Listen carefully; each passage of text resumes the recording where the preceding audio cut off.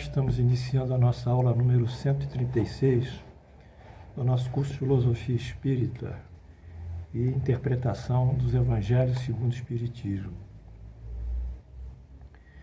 Esse bloco, dentro do capítulo 19 que nós estamos expondo, do nosso Evangelho, parou e formou-se um bloco, e dentro desse bloco um subbloco, capítulo 19, a fé transporta montanhas. Ele propõe o estudo de Paulo e as eclésias. Ele propõe os primórdios e as bases da liturgia e do sacerdócio, como foram sendo formadas a liturgia e o sacerdócio. E a fé substitui a lei. E o revisionismo do discurso de Jesus, que vai sendo alterado, desnaturado, de tempos em tempos. Não é? E ontem nós estávamos vendo a intervenção de Paulo no discurso de Estevão na Casa do Caminho. Quer dizer, Estevão estava expondo as suas ideias, obviamente mediunizado, e Paulo, em dado momento, o interrompe, o interpela. Eu gostaria de sinalizar para os alunos, meus amados alunos, que esses textos aqui, construídos pelo Emmanuel, com a genialidade mediúnica do Chico Xavier, eles constituem o fermento, a tessitura fina do cristianismo. É aqui nesses embates e contra-embates, nessas discussões e contestações, apoios e oposições e toda forma de discordâncias ou concordâncias, sonâncias e dissonâncias, é aí que vai se fermentando e vai se produzindo a tessitura da ideologia do Cristo. Ele colocou essa ideologia, mas verbalmente, oralmente, isso tinha que se desenvolver. Alguns aspectos foram desenvolvidos como ele disse, e esses são consignados como a raiz do cristianismo. O tronco, a coluna, eu diria, a coluna vertebral. Esse foi intocável, porque veio de Deus.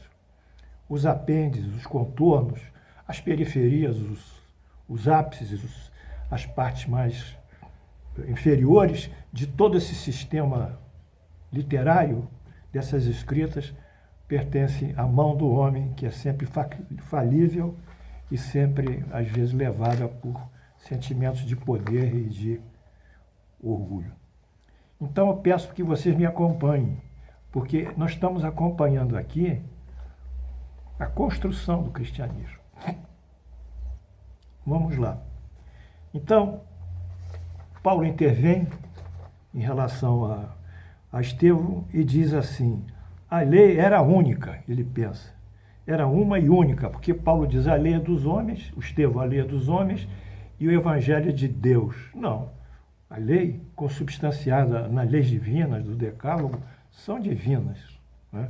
E Paulo funde o Código Civil de Moisés, as leis materiais de Moisés, as leis penais, agrárias, econômicas, enfim, de toda espécie. Ele funde tudo isso com as leis divinas e forma um bloco só.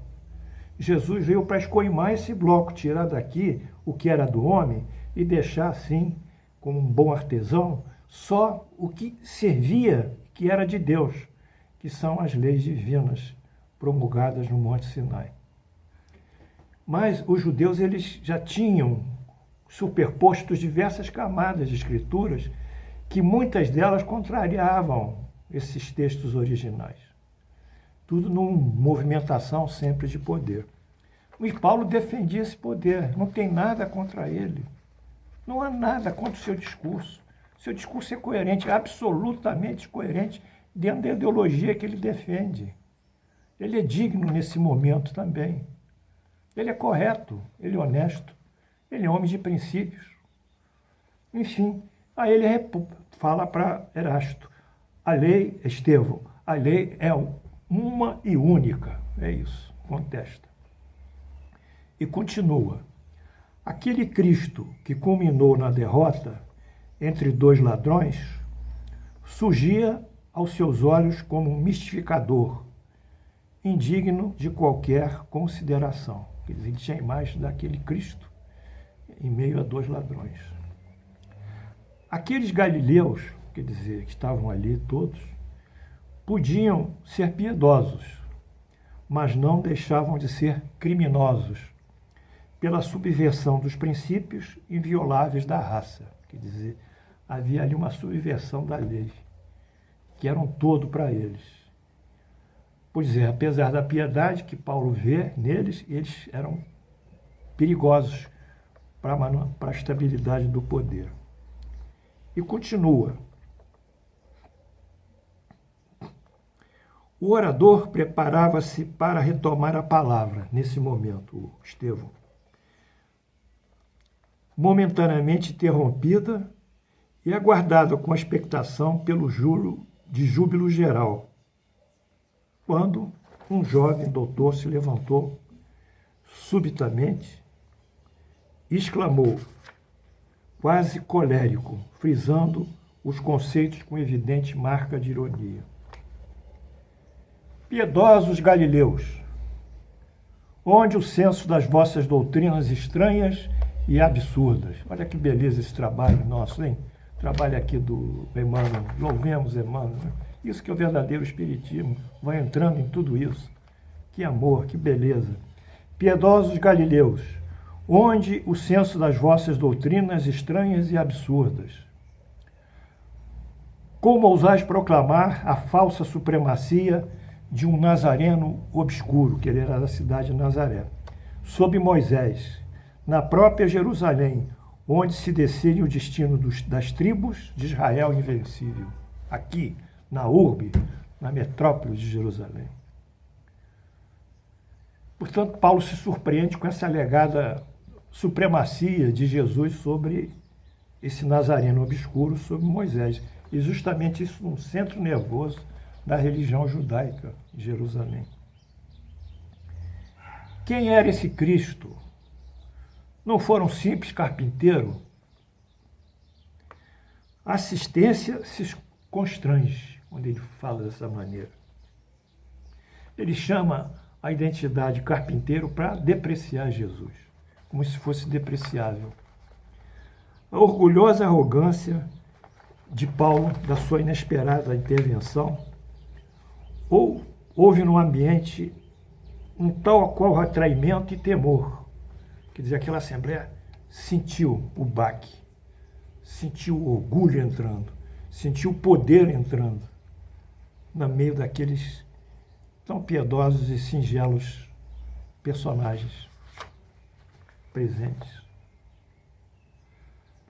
Mas dos desvalidos da sorte, para quem a mensagem do Cristo era o alimento supremo, era a esperança. Mas partiu deles, para Estevão, um olhar de defesa e jubiloso entusiasmo. Então eles, mercê aquela interferência agressiva de Saulo, às vezes eu escuto, eu troco, eles dirigiam o olhar para Estevão com uma manifestação de socorro. Por favor, intervenha, contra-intervenha, Estevão. A figura do doutor da lei, representante do Sinédrio, que era Sinédrio, com a sua fala arrogante e indagativa, constrange a todos. Os apóstolos se retraem. Os apóstolos da Galileia não conseguiam dissimular o seu receio. Tiago estava lívido. Os amigos de Saulo trouxe alguns amigos, notaram ali a máscara de zombaria e de menosprezo, de desprezo. O pregador, Estevão, também palideceu, mas revelava no olhar resoluto o mesmo traço imperturbável de serenidade. Ele teve um tremor, mas só o tremor, depois ficou firme. Estevão, então, retoma a palavra. Ainda bem que o Messias for um carpinteiro, porque nesse caso a humanidade não ficará sem abrigo. Ele era de fato o abrigo da paz e da esperança. Aí, o que faz Estevão? Eles deslocam a adjetivação depreciativa de carpinteiro, lavrada por Paulo, para uma metáfora, que é a construção da paz. Quer dizer, o carpinteiro, metaforicamente, não é o carpinteiro, é o construtor da paz e da esperança. Continua, nunca mais andaremos ao léu das tempestades, nem da esteira dos raciocínios, aquela lógica fria, sabe, intelectual, quiméricos de quantos vivem pelo cálculo, sem a claridade do sentimento. Aí isso é pesado. Nesse momento, Estevão critica o intelectualismo e essas articulações de raciocínio judaico, essa casuística, né? Que são todos eles bem expostos de uma forma, numa língua, num vocabulário perfeito, dentro de um raciocínio perfeito, mas com a frieza de um gelo. Não tem sentimento, não tem amor. São lâminas que cortam e não arbustos de amor que crescem. O Saulo, então, se ressente. Nunca mais andaremos no léu das tempestades. Ou seja, porque o sentimento nos clareará os dias. Paulo retruca. Aonde iremos com semelhante excesso de interpretação em torno de um mistificador vulgar que o Sinédrio puniu com flagelação e morte? Continua atacando Jesus. Que dizeis de um Salvador que conseguiu salvar-se, que não conseguiu salvar-se a si mesmo?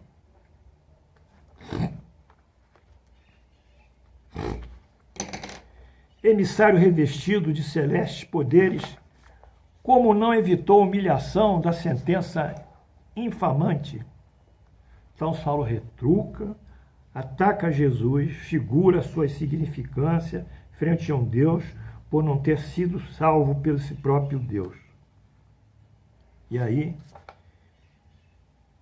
ele começa a trazer a história de judeus. O Deus do exército, que sequestrou a nação privilegiada ao cativeiro, que guiou a nação através do deserto, abrindo-lhe passagem no mar, que lhe saciou a fome com maná divino, e por amor transformou a água, a rocha impassível, em fonte de água viva. Não teria meios outros de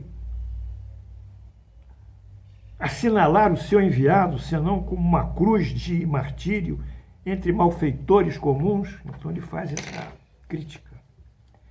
Criticamente compara os milagres, as milagrosas ações de Deus, desde a libertação do Egito e o próprio Deus do exército que dirigia a eles, sobre um povo e a sua extensão com a grandeza de Moisés, por extensão tudo isso se reverteu em Moisés, frente a um anônimo carpinteiro. Então essa é a estratégia de Paulo, é depreciar Jesus, comparar a grandeza do judaísmo, evocar os fatos passados que são realmente divinos, e mediante esses fatos passados, numa luz imensa, obscurecer com essa luz, a própria luz que Estevão propõe como Jesus libertário.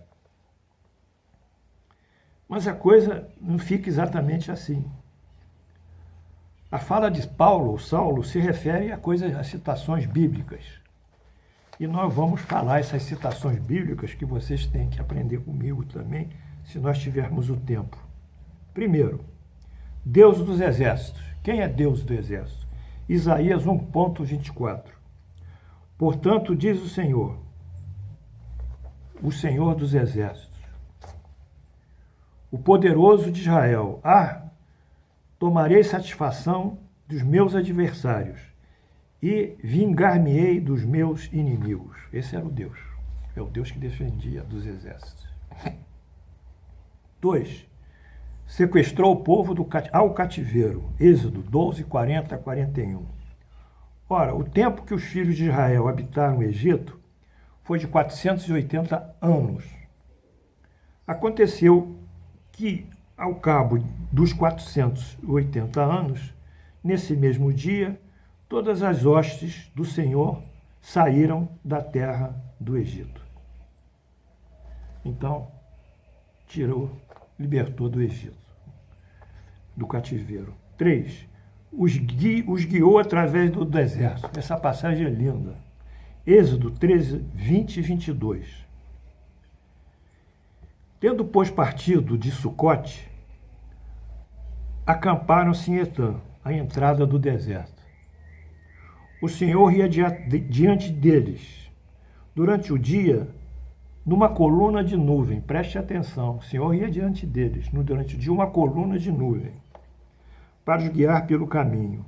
Durante a noite, numa coluna de fogo, para os alumiar, a fim de que caminhassem dia e noite. Nunca se apartou do povo a coluna de nuvem quanto a do fogo, nem da do fogo. Enfim, então nós vamos tendo uma explicação interessante. Isso é um fenômeno de materialização, um fenômeno de efeito físico que o Espiritismo estuda, né? Formação de efeitos físicos, nuvens ou luzes. Isso acontece, não é inédito, né? A gente vê. Eu mesmo vi também, na época de ouro do Frei Luís, das materializações, eu vi isso tudo. Enfim, então, esse Deus, na realidade, o que era? Era um guia tutelar deles, eram espíritos, e que davam efeitos físicos com os médios do própria tribo de Israel. E é interessante que eles ficaram 40 anos no deserto, quer dizer, a nuvem ela era guiada para formar uma geração nova. Quer dizer, essa geração que vinha do Egito cheia de vícios, imperfeições, morria, encarnava uma outra geração. Quer dizer, e na terceira geração, porque eu acho que eles viviam menos tempo que hoje, entre a segunda e terceira geração, é que estava apta a chegar à terra de Canaã. É interessante. Abrindo-se-lhe a passagem ao mar. Então, houve essa passagem ao mar. Êxodo 14, 15, 16, 21 e 22. Disse o Senhor a Moisés: por que chamas a mim? Por que clamas a mim? Diz aos filhos de Israel que marchem. E tu levanta tua vara, para Moisés, levanta tua vara, estende a mão sobre o mar, divide-o para que os filhos de Israel passem pelo meio do mar em seco. Então Moisés estendeu a mão sobre o mar, e o Senhor, por um forte vento oriental que soprou naquela noite, fez retirar-se o mar, que se tornou terra seca, e as águas foram divididas. Os filhos de Israel entraram pelo mar, pelo meio do mar, em seco, e as águas foram qual muro à sua direita e à sua esquerda. Então houve esse fenômeno também de vazante do mar, né? Quinto, que lhe saciou a fome com maná divino. Êxodo 16, 4, 5, 35.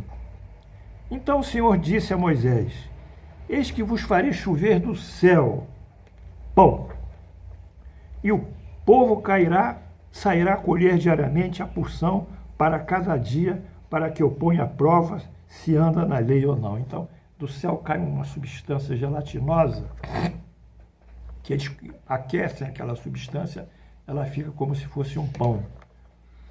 Dar-se-á que ao sexto dia, depois disso, prepararão o que colherem, e será o dobro do que colherem cada dia. Isso será dobrado.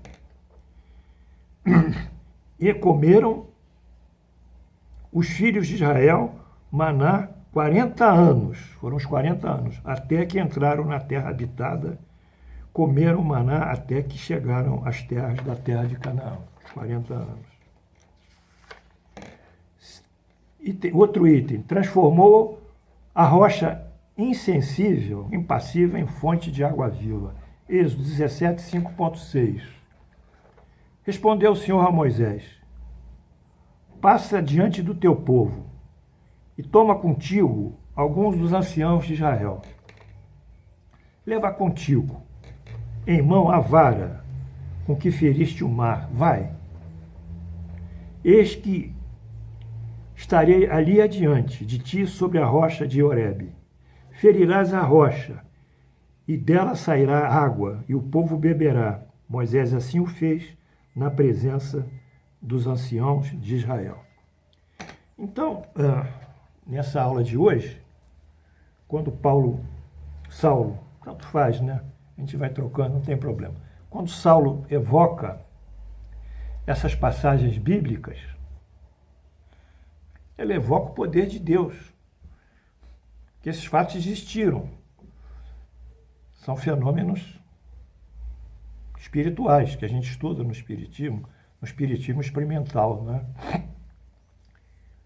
Mas ele evoca isso para mostrar a grandeza de Deus junto ao povo de Israel, desde a saída do Egito até a entrada na terra de Canaã.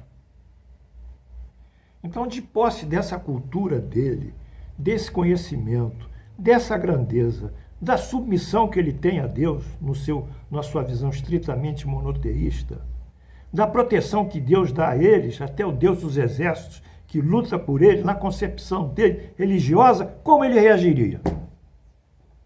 Só poderia reagir assim. Quem era o carpinteiro? Para ele realmente não era nada. Como esse carpinteiro podia fazer alguma coisa frente a tantos, entre aspas, milagres que foram oferecidos ao povo de Israel, ao povo que tem a Torá, que tem os profetas, que tem a moral? Como? Como seria possível isso? Enfim, então nós vamos entendendo que as coisas guardam coerência. E é isso que o Espiritismo nos oferece, que eu tenho que passar para vocês, meus alunos. A coerência, o raciocínio, a lógica, a análise crítica, a razão, o estudo, a comparação, a investigação, a analogia, todas as operações de raciocínio, seja em relação aos livros da doutrina, comparando com os fatos que nos são oferecidos, seja analisando em separados esses fatos, se tem consistência frente à história do homem. Então, essa grandeza, essa filosofia que permeia todos nós e nos abre a mente para estudarmos e nos admirarmos, e nos dá uma visão tão ampla e tão, eu diria, aberta, que nós nem temos preconceito, não temos misticismo, as coisas vão pelo alto, sou místico, as coisas lá de cima acontecem assim, para influenciar a gente. Acontecem sim, mas interagem com a gente. Nós não somos, então, preconceituosos, não somos místicos, não somos fanáticos, não negamos a razão. Então, essa dinâmica fenomênica, analítica do espiritismo, essa lógica e essa razão se debruça hoje sobre essa beleza da análise, do trabalho que Estevão vai construindo da sua forma e Paulo vai contestando também da sua forma. Tudo é justo, tudo é bom, porque tudo nos irá aproximar de Deus. Amanhã nós continuaremos com a contestação de Saulo apóstolo. Que Deus nos abençoe. Flores para vocês. Somos livres sim, porque acreditamos em Deus e temos em nós o sentimento que, praticando bem a caridade e respeitando o próximo e dignificando a todos, independente da etnia, da cultura, da posição social e econômica, seja o que for, nós então estaremos cada vez mais livres para navegar pela nossa razão e pela nossa fé. Até amanhã.